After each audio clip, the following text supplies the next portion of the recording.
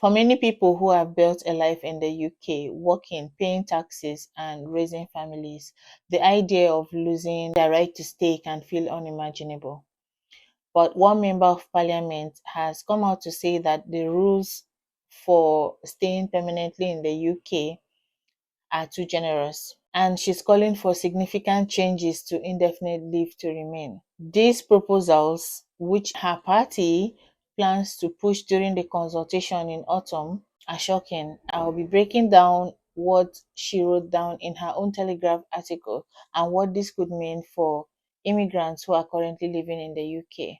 And no, it's not what we know already. It's not the usual stuff that we've been hearing. This is completely different. And if this successfully goes through the consultation and is accepted, many immigrants may not be able to meet up these requirements and may be sent back home. So let's get started. Katie Lam, a Conservative member of Parliament, started her piece by making a striking comparison between net migration for the 25 years leading up to 1997 and the 25 years after 1997, of which she noted that the number of people that came into the country between those years before 1997 were about 68,000. And the 25 years after, that number rose up to about 6 million. And for her, this is not just about the numbers being unsustainable, right? She argues that the system has been highly unselective, meaning that many people who come into the UK do not meet certain income threshold. And in some cases, some people don't even need to work, yet they get a visa to come into the UK. And for those who have actually come to work and are in lower paying jobs, the taxes they currently pay may not be able to fully cover the strain on public services and the cost they'll incur later in life. Talking about end of life care. We'll understand as we get further on in the discussion. She backed up her stance by pointing to a research by Carl Williams showing that in 2022 to 2023, 72% of those who came as skilled workers earned below the UK average salary, and 54% earned less than half of the average. And this matter in her view because after 5 years, most people in this category become eligible to apply for indefinite leave to remain. And this is a status that will give them access to certain benefits, would grant them a right to permanently live in the UK, will grant them access to the NHS, like free healthcare, and even a pathway to British citizenship. And that worries her because, according to her, the government spent about £34,000 to take care of someone in the last year of their life. And only a small number of immigrants will be able to pay enough taxes to cover this cost for themselves and their families, and what they will likely use during the course of their lifetime or the time they will spend in the UK in terms of benefits, end of life care, NHS, and all of that. Earlier this year, we know that the Conservative Party had put forward a series of proposals, which includes introducing a hard cap on the number of visas that are issued each year, stopping ILR from automatically giving access to state support, and extending the qualifying period for ILR from 5 years to 10 years. We heard that when Kemi Badenoch came up with some of these proposals and announced it on her Twitter page.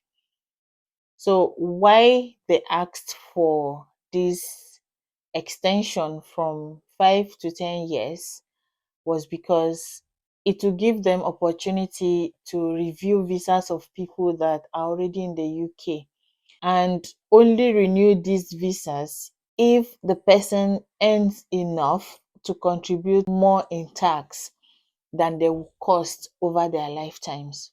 So the tax that a skilled worker or a visa holder should be able to pay should be more than what they will cost after they've gotten the ILR up to the point of their exit from the UK. So that is why they asked for that extension. In her words, she wrote, "Those who come to Britain from abroad must be able to support themselves and must be earning enough to contribute more in tax than they will cost over their lifetimes. If they can't, their visa must not be renewed and they must leave." So she's saying that if you can't support yourself, not just for the now, for later in life when you're retired, through your taxes, your visas won't be renewed. They will check at the point of renewal how much you've paid in taxes or estimate how much your taxes will accrue for the years remaining for you to retire or something. That is what I'm understanding from all of this. And if they see that you're not up to their tax and you cannot cover the cost of your life after service or life after indefinite leave to remain, then you actually leave. Like it's a reason for them to not renew your visa and send you back to your country. Invariably, you have to pay ahead of your indefinite leave or your British passport, whatever it is that you're getting as a benefit after your work visa or after getting indefinite leave to remain. You are actually paying ahead now.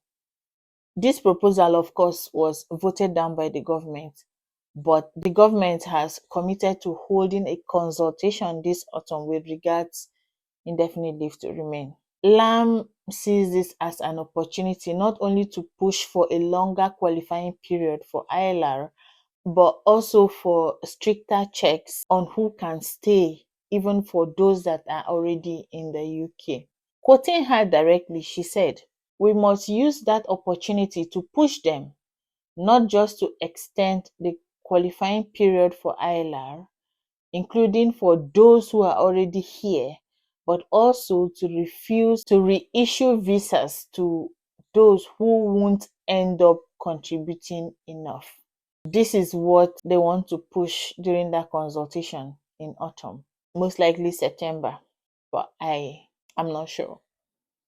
So this is the plan, to push further for the government to accept their proposal, and we do not know what will happen. Autumn is very, very loaded.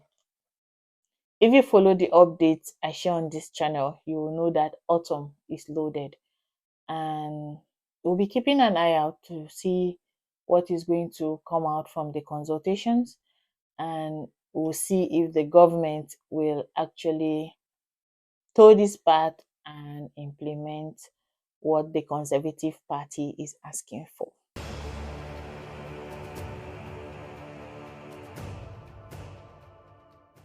All we can do is watch and wait. Katie Lamb's conclusion is clear. She believes that the UK needs an immigration system that is both limited and selective, and fixing ILR is a crucial step towards that. Supporters of her view says that it will reduce strain on housing, healthcare, and public services. But others may worry it could mean people who have lived here for years, working, integrating, could lose their stay if they don't meet a certain salary benchmark. Whatever happens, either way, this consultation in autumn is one to watch because its outcome could reshape what it takes to permanently live in the UK.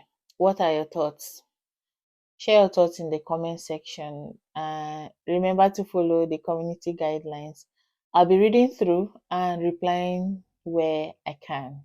See you in my next video. Bye for now.